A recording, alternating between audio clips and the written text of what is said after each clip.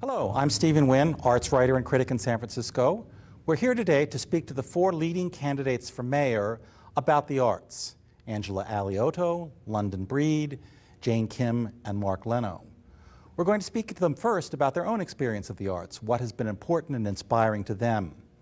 Then we'll move on to talk about how the arts can be supported and nurtured in San Francisco, how they are to be funded, and finally what the role of the public schools in the arts are.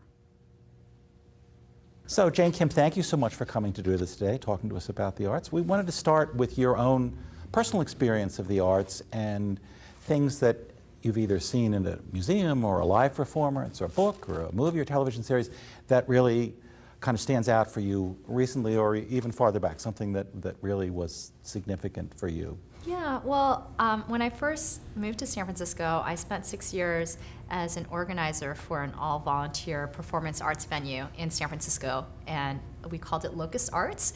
It was a venue space dedicated to supporting emerging Asian Pacific American artists and connecting them to audiences and building community through the arts. So we used to organize 3 to 4 arts shows a month, a range of open mics to band nights, poetry slams, theater readings, open night for comedy.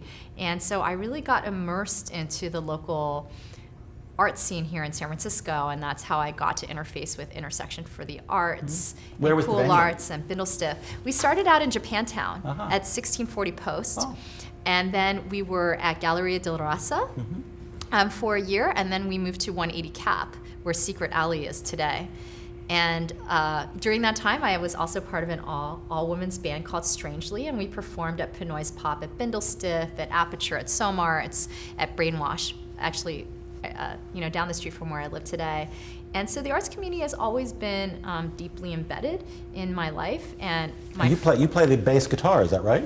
That's a strong word to say play, but yes, I have played a bass guitar, and it was a ton of fun because I was used to curating events and organizing events, and it's very different to be on stage and to perform, and it's its own experience.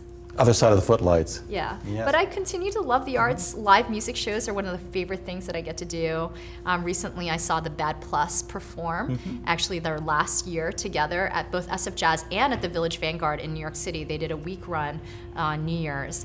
You're a fan, you were following them around. I was just very fortunate to be in both cities in their final year of playing together. I finally got to see Lang Lang at the Symphony this year. I got to see Stevie Wonder in New Orleans, which is always a treat. He's one of my favorite artists of all times. I have a membership at SF MoMA. It's 2 blocks from my house, so I regularly see exhibits there. So I just saw the Bobby Kennedy photo exhibit. I got to see Solange Knowles play there for one of their Arts Bash. I have been to the DeYoung. It's a little farther for me, but I got to see their exhibit on African Americans from the South, which I thought was incredibly interesting. I also saw the African American migration exhibit at the Whitney, the new Whitney in New York last year, which was funded by the Ford Foundation. That was extraordinary as well. What of those, if maybe pick out 1 or 2 of those things, what about those things have motivated or moved you or inspired you in a particular way? Yeah, people always ask me for my role models in politics, but actually many of my role models are artists. I love musicians, and I learned so much from them.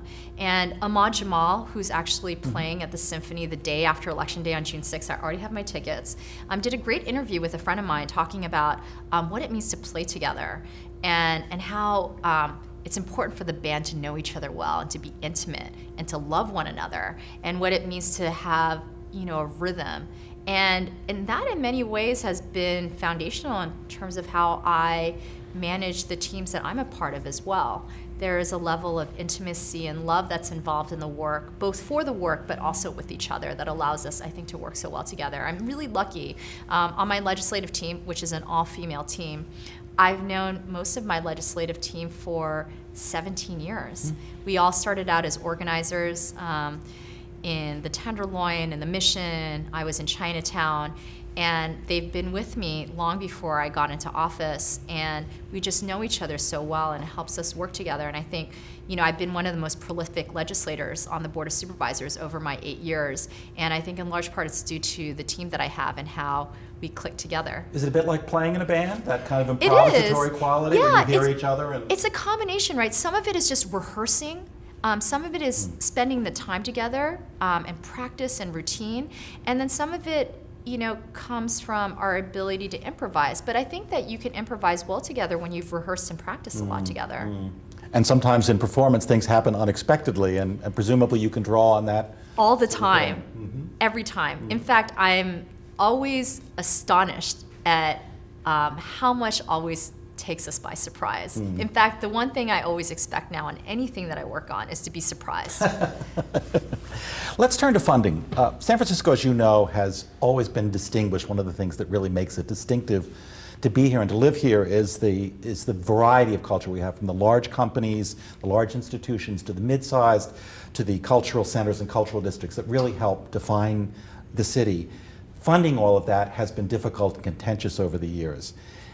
We're in a particularly hard time with economic divisions and challenges at all sorts of levels.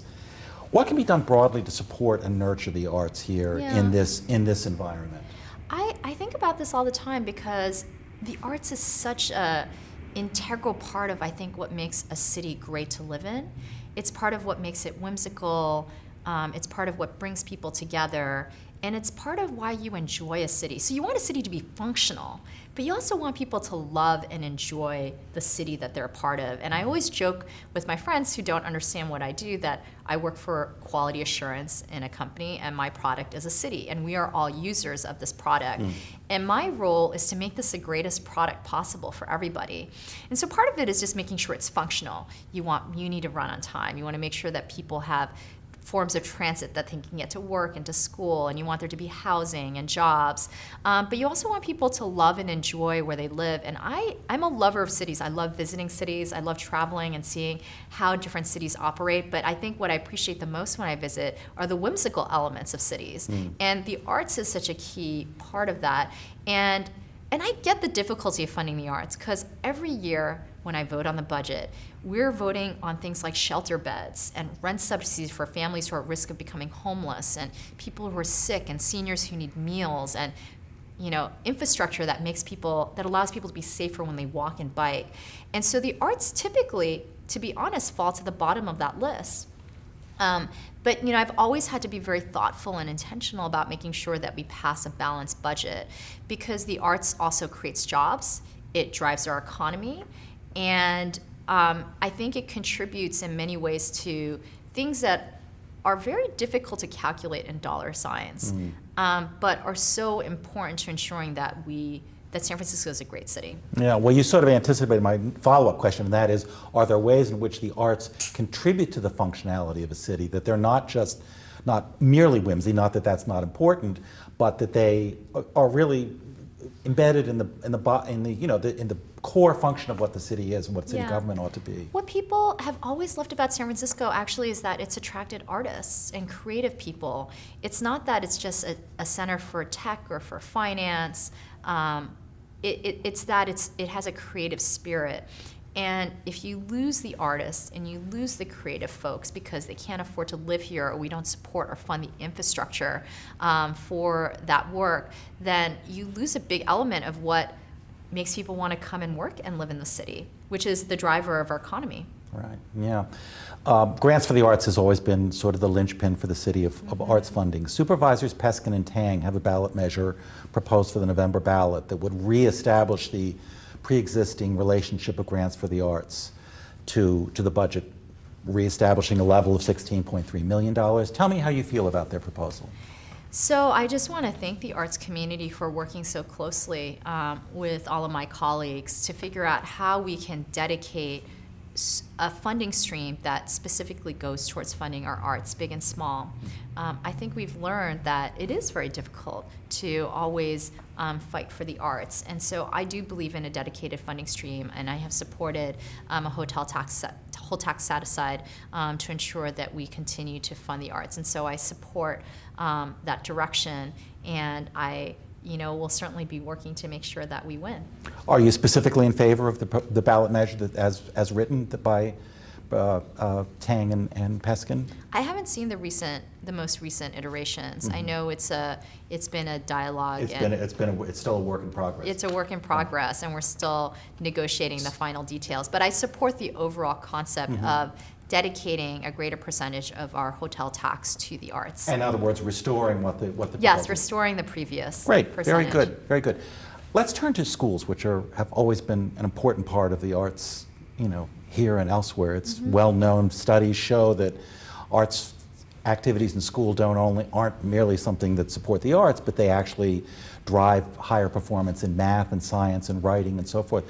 What can we do in the public schools here to reinvigorate or to support arts activities? As you know, they've withered not just here, but in many other places. Yeah. What can we do about that in the public schools? So I visit New Orleans on a regular basis, partially to visit the Jazz Festival every year and for other events. And I'm always struck when I go to New Orleans, a city actually that has a very poorly funded public education system. But you're out on the streets and you meet all these high school students, and they all play instruments. And in fact, they regularly play in marching bands. And it's extraordinary actually to see so many students that know how to play instruments, largely brass instruments. And I think a lot about how we can replicate that here in San Francisco. I agree that arts education isn't just an elective. It's an integral part of a comprehensive education about what allows us to be a well-rounded citizen. And in many ways, it's arts and athletics and other quote-unquote electives that drive students to succeed in school and to come to school and enjoy their education. But there is also a link between arts and math and reading and science. And one challenge I think we have in the education world is getting kids and students excited to learn if they don't understand how to apply it. And so if you learn how algebra and calculus applies to architecture and design and music, then it's exciting for kids because they know how they're going to use it later in life. And I think often what we hear from students is that, oh, this isn't relevant. I'm never going to use this. So connecting it to the arts, I think, is an integral way that we can bring these other subjects to life. So encouraging curriculum that really does that sort of integrates and makes the arts an integral part of what's going on in the schools, in the classroom. I think it's incredibly short-sighted and narrow-minded to not think of education in a more comprehensive way. Education is far more than reading and math.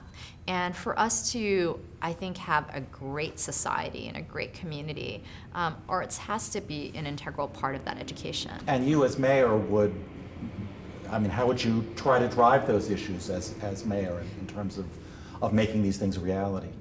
So I'm the only elected that actually served on the Board of Education, and I understand the distinct roles between SFUSD and the City and County of San Francisco.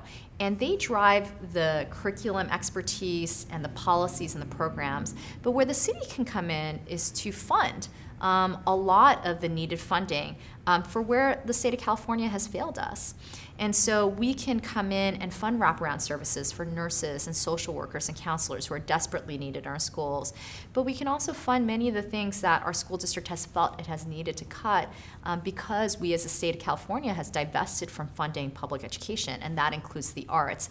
And we can deepen and make more meaningful existing relationships between our public schools, the Symphony, Yerba Buena Center for the Arts, and Bindlestiff, and the opera, and the ballet. These are all institutions with incredible artists that we should be connecting directly to our students. You've talked about the way that your own performance history and the music that you love and the art that you go and see has really served your team at work. Do you think that it's important to make the case in schools that arts funding isn't just about the arts, but that it really does connect integrally to other disciplines and really serves the whole student in the way that the arts serve the whole city, as we've been talking about? I think what sometimes is difficult for students in regular classes is not understanding how to apply it. So it's great to learn algebra and calculus, but if you don't understand what it means in the real world, then you're not going to be as motivated to learn it. But when you connect it to music, for example, or sculptural design or architecture, then math comes to life. And so it absolutely is applied education. And if we can excite and invigorate young people to learn the basics through the arts, then I think that that's ultimately a very profound way to educate young people. But I do think the arts is an essential part of education. We don't test it, right? But I do think that it is a part of our education, and I'm so glad that I was able to have arts education growing up. Are there things that you could do as the mayor to really drive that in the public schools? I think one is funding. So I often hear from our schools that, public education system, we fund the basics, right? The city can come in and support the wraparound services and the elective programming. And we can develop deeper partnerships and more meaningful partnerships with our existing arts institutions here in San Francisco. We're so lucky to live in the city with the ballet and the symphony and Bindle Stiff and Intersection for the Arts and Yerba Buena Center for the Arts and the SF MoMA and DeYoung Museum. And we should absolutely deepen those relationships to create more seamless partnerships with our schools and our arts institutions. And the city should fund that. And we should be ensuring that we are, again, making up for where the state has failed us in terms of funding arts education in our schools. Just to circle back once more to a question about the way these issues sort of interact, is the cost of living here, artists don't often make a lot of money, some of the issues about life on the streets here, which have been difficult for some of the arts organizations, particularly in the Civic Center area and mid-market. Are there, again, ways in which the arts can sort of drive some other issues that we're addressing about some of these other things? Yeah, I mean, I'll say a couple of things. I was so heartened when the arts community partnered with our homeless service providers in 2016 to put forward a dedicated set-aside that would fund both arts programming and housing for homeless families. Homeless families are the fastest growing segment in our homeless count, not just here in San Francisco, but in New York City and LA as well. We have a huge moral conundrum in cities across the country when we can't afford to house our families that live and work in our cities. And second, I love organizations like Hospitality House that run free drop-in arts classes on 6th and Market, and anyone can come in. And one of the challenges for our neighbors that live on our streets is having a place to go and having a safe place to go. And then once they're in the space, actually having opportunities to thrive. And these art classes in the middle of the day are so heartwarming and refreshing. Anyone can walk in and you can draw, you can paint, you can design, and it's just an incredible program. And so those are ways that the arts community can partner to help solve some of our bigger issues here in San Francisco. Great. Thank you so much for your time. Thank you very much. Thank you. Thank you for having me. It's a pleasure.